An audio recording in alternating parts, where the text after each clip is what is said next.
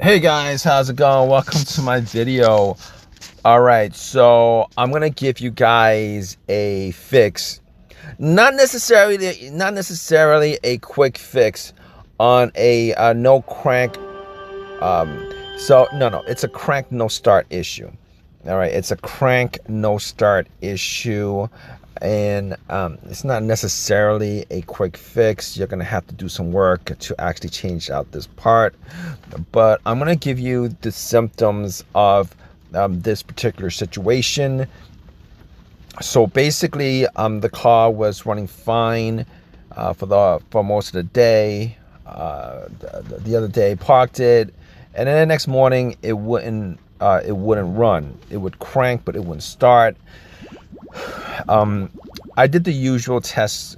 Normally with a situation like this, you're probably thinking maybe it's a low battery. So, like any situations like this, you're gonna want to check your battery to see whether it's good or not. So, good thing that I had, it was at home. I was able to get a multimeter and just to check the battery, just to make sure that the battery was good, and the battery was good. It read about 12.6, fully charged up. So I moved on to other things because you normally want to do the battery check first because just to get that out of the way. A lot of times either a low battery or battery is not fully charged, or could cause these kind of situation, and you always got to evaluate whether the crank is a strong crank or a slow crank or a weak crank, etc., etc.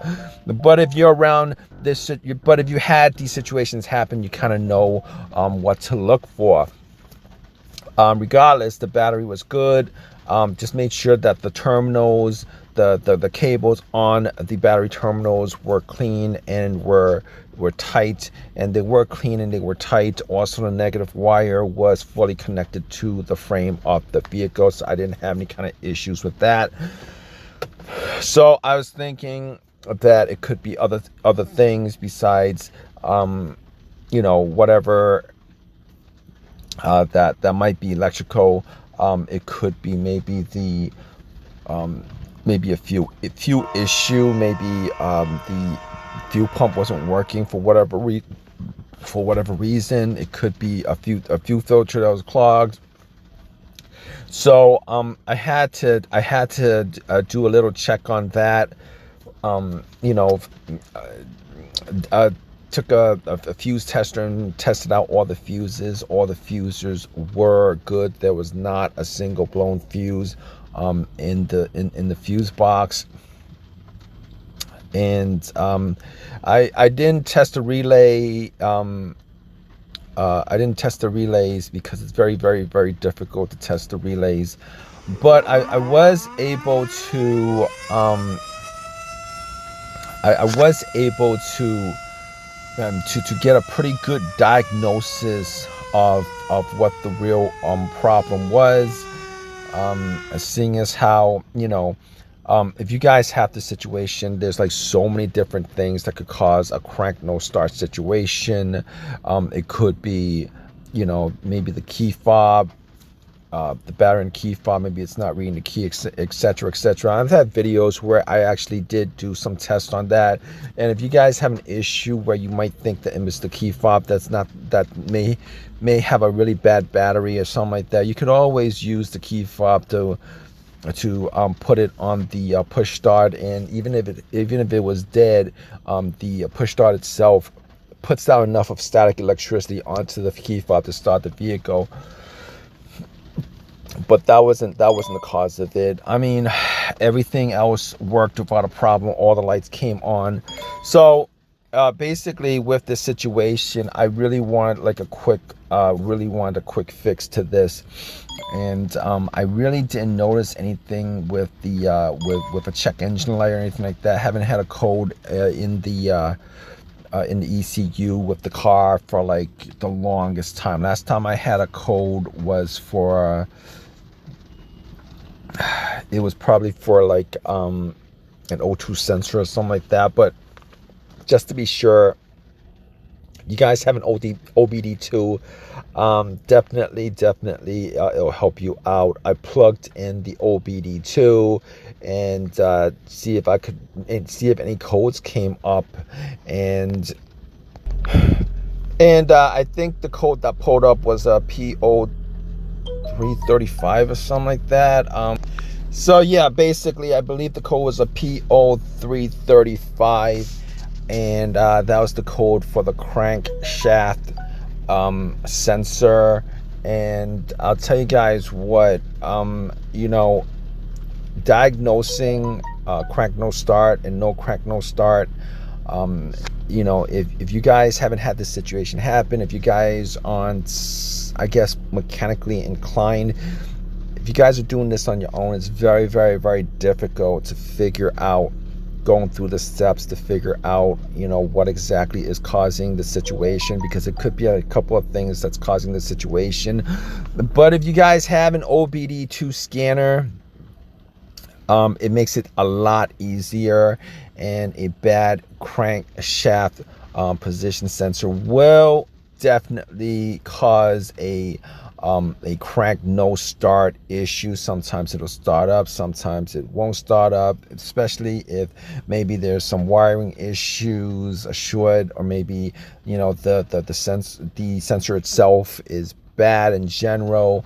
You're gonna definitely get a crank no start. So anyway, just to make this long story short, I'm, you know, after getting that code, and that was the only code that came up, I was pretty sure, knowing about crankshaft position sensor and camshaft position sensor, that you know, that's probably the cause of the no crank no start situation. So I did it myself. I drove to AutoZone, I got the sensor, popped it in. It's not the easiest thing to do. It's not the hardest thing to do. It's not the easiest thing to do.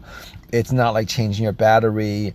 Most people would have to take it to the shop to do it, but after popping it in, popping the plug, you know, taking it out, popping a new sensor in, putting the plug in, and right after it's plugged in, I actually erased the code from the OBD2, and the car started up right away.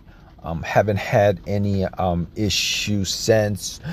And hopefully, if you guys have this problem, and it is not an uncommon problem, if you guys have older cars with engines with higher mileage, this is a common, you know, common enough occurrence, because obviously you have age, and you have corrosion, and you have you know, the factor of wear and tear and stuff like that would cause these sensors to go out. And it's not just that sensor. I mean, if you have a certain mileage in your car, if it goes out, you know, if you have a certain mileage or over 75,000 or 100,000 miles, if your car is relatively an older car, you're gonna get a situation like this. It's one of those parts that are, you know, repairable. They're you know, if you know, you have the right tools for it, you can easily take it out, put it in. And if you guys are an OBD2, it'll save you so many issues as far as diagnosing, particularly when the answer to your problem is as easy as plugging it in, scanning it, and then a code comes up. It's not going to tell you directly that, you know, that's causing a no start, but knowing what the part is, you know, you definitely, if you've worked around cars enough, you definitely know that problem could definitely cause a crank no start situation. Anyway, let me stop rambling. If you guys have your own personal experiences with this, definitely leave a comment in the comment section. You know, definitely leave a comment either way, whether this has helped you guys out. Hopefully it has helped you guys out, and you guys are able to change up the sensor. Not the worst situation in the world, not the easiest situation to fix, but you know, as far as car issues go, it's not that bad. But anyway, Hope this video has helped you guys out. Please give me a thumbs up. Please subscribe and all that good stuff, right, guys? Take care.